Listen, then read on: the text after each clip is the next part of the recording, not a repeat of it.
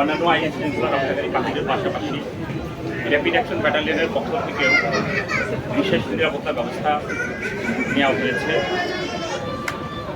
RAB 10-এর পক্ষ থেকে আমরা 3টি গুরুত্বপূর্ণ জায়গায় 3টা কন্ট্রোল রুম স্থাপন করেছি। গত বছর দেখেছেন যে গোয়ালন্দে গত ঈদে একটা ঝামেলা হয়েছিল, একটা অ্যাক্সিডেন্ট হয়েছিল। আমরা গোয়ালন্দে একটা কন্ট্রোল রুম করেছি।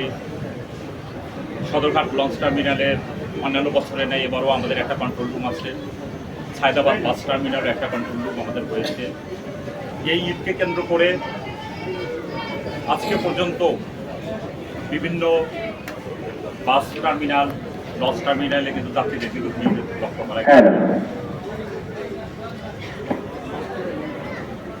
গতকাল আমি খোঁজ দিয়েছি, গতকাল এই সদরঘাট লঞ্চ টার্মিনাল থেকে 115টি লঞ্চ ছেড়ে গেছে, যেখানে প্রায় 1.5 লক্ষাধিক যাত্রী দেশের দক্ষিণাঞ্চলের বিভিন্ন জেলাতে তারা ঈদ উদযাপনের জন্য গমন করেছে।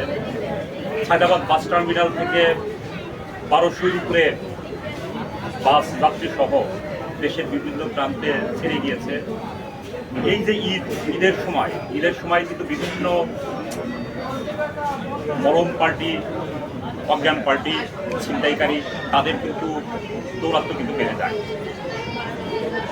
তাদের কাছ থেকে যাত্রী সাধারণ যাতে নিরাপদে যাতে তাদের প্রিয়জনদের সাথে ঈদ উদযাপন করতে পারে, সেই লক্ষ্যে র্যাপিড অ্যাকশনের পক্ষ থেকে, র্যাপিড অ্যাকশন ব্যাটালিয়নের পক্ষ থেকে 3 স্তরের নিরাপত্তা ব্যবস্থা গ্রহণ করা হয়েছে।